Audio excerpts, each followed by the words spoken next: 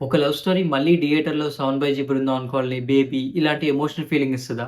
లేదా routine romantic డ్రామాగా మిగిలిపోతుందా? Kiran Abbavaram career best performance అన్నారు. ప్రొడ్యూసర్ అయితే కల్ట్ క్లాసిక్ అని కాన్ఫిడెంట్‌గా చెప్పుకున్నారు. మరి 'చెన్నై లవ్ స్టోరీ' నిజంగా వర్త్ వాచింగా?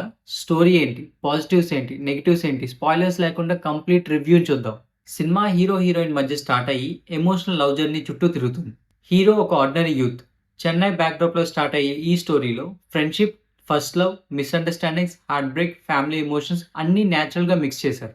స్టోరీ స్లోగా క్యారెక్టర్స్‌ని ఎస్టాబ్లిష్ చేస్తూ ఎమోషనల్ కాన్‌ఫ్లిక్ట్స్‌ని బిల్డ్ చేస్తుంది. హీరో, హీరోయిన్ రిలేషన్‌షిప్ ఎలా డెవలప్ అయింది? వీళ్ళని సెపరేట్ చేసిన సిట్యుయేషన్స్ ఏంటి?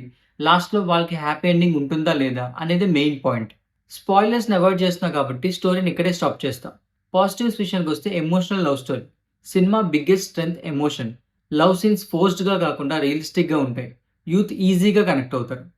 Second, Kiran Abbavaram performance. Kiran Abbavaram career best పర్ఫార్మెన్సెస్‌లో ఇది ఒకటి అని చెప్పొచ్చు. ఎమోషనల్ సీన్స్‌లో చాలా మెచ్యూర్డ్ యాక్టింగ్ కనిపిస్తుంది. Third and cinema main highlight Shri Gouri Priya. Shri Gouri Priya screen presence చాలా ఫ్రెష్‌గా ఉంటుంది. ఎమోషనల్ సీన్స్‌లో చాలా బాగా యాక్ట్ చేసింది. ఎస్పెషల్లీ సెకండ్ హాఫ్‌లో. హీరో, హీరోయిన్ కెమిస్ట్రీ కూడా చాలా బాగా వర్కౌట్ అయింది.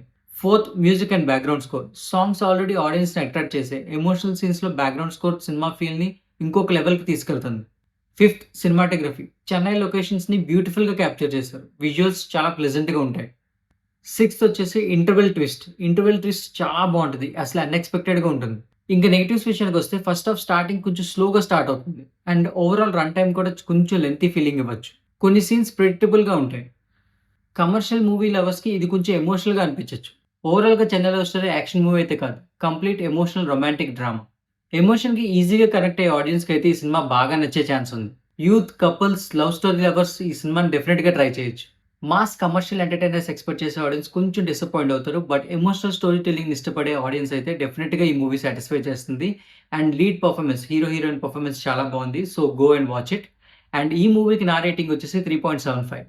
ఈ మూవీ మీరు ఆల్రెడీ చూసుంటే మీ రేటింగ్ ఏంటో కామెంట్ సెక్షన్‌లో కామెంట్ చేయండి. ఎవరైతే ఫస్ట్ టైమ్ నా ఛానెల్ చూస్తున్నారో నా ఛానెల్ సబ్స్క్రైబ్ చేసుకొని ఈ వీడియోని నాకు లైక్ చేయండి. Thank you. జై హింద్.